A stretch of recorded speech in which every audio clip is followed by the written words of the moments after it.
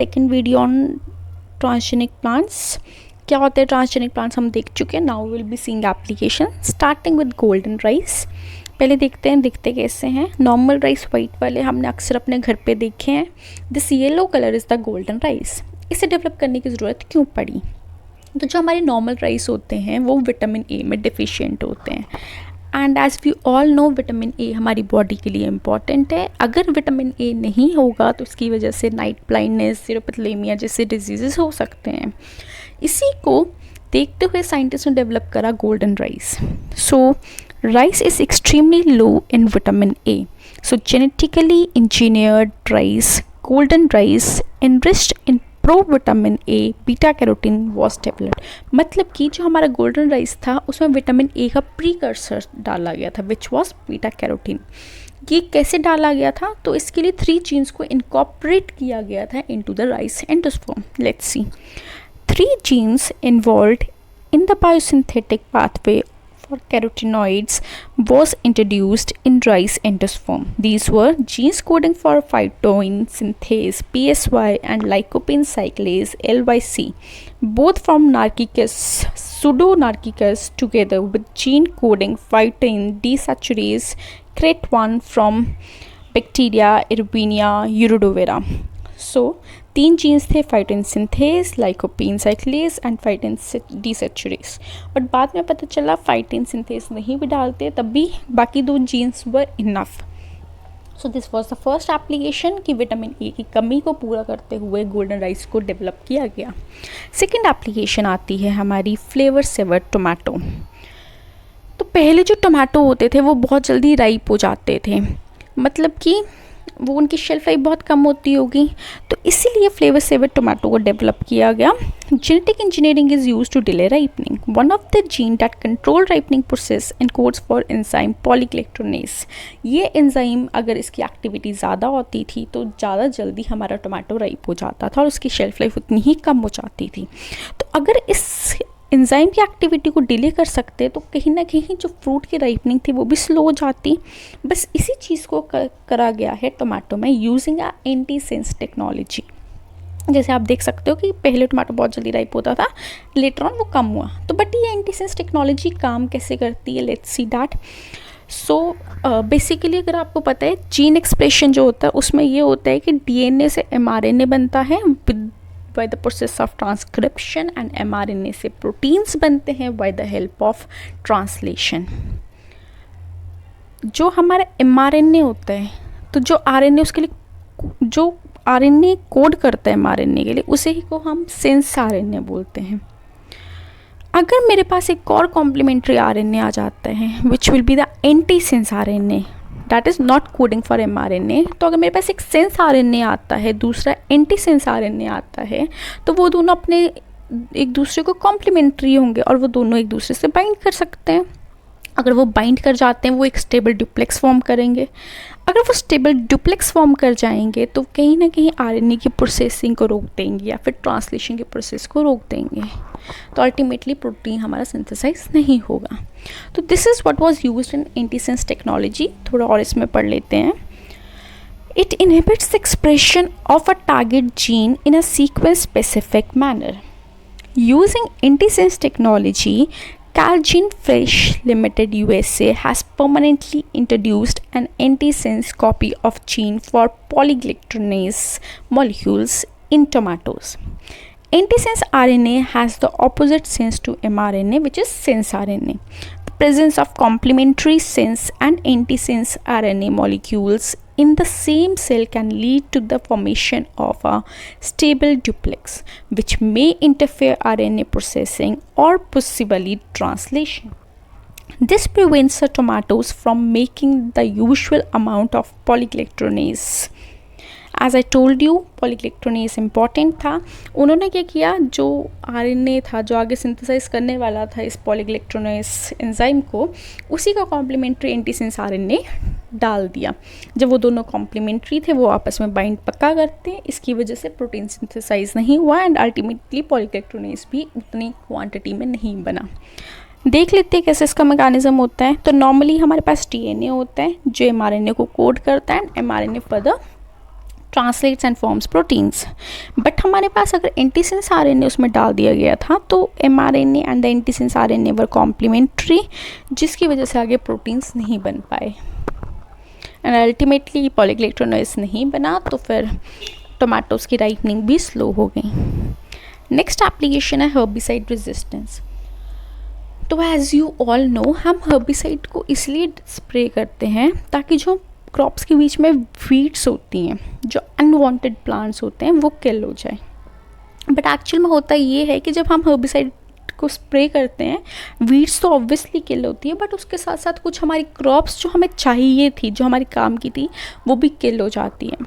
तो इसी की वजह से हमें ज़रूरत पड़ा हर्बिसाइड रेजिस्टेंट प्लांट्स डेवलप करने के लिए।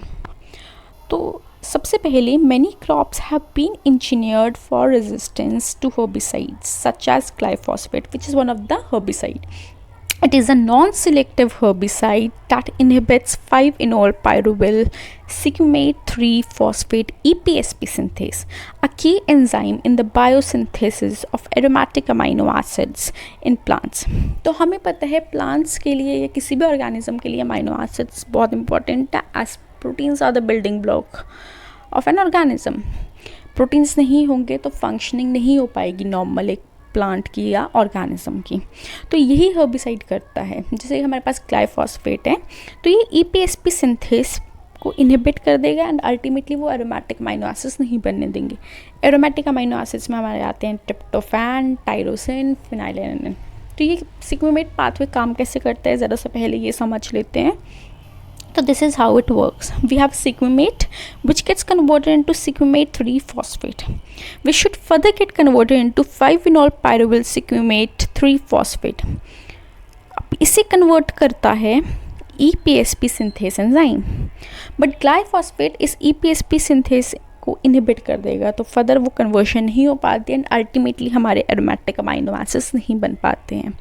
इसकी वजह से क्योंकि नॉर्मल प्रोटीन्स नहीं बनेंगे, नॉर्मल फंक्शनिंग प्लांट की नहीं होगी, तो अल्टीमेटली वो किल हो जाते हैं।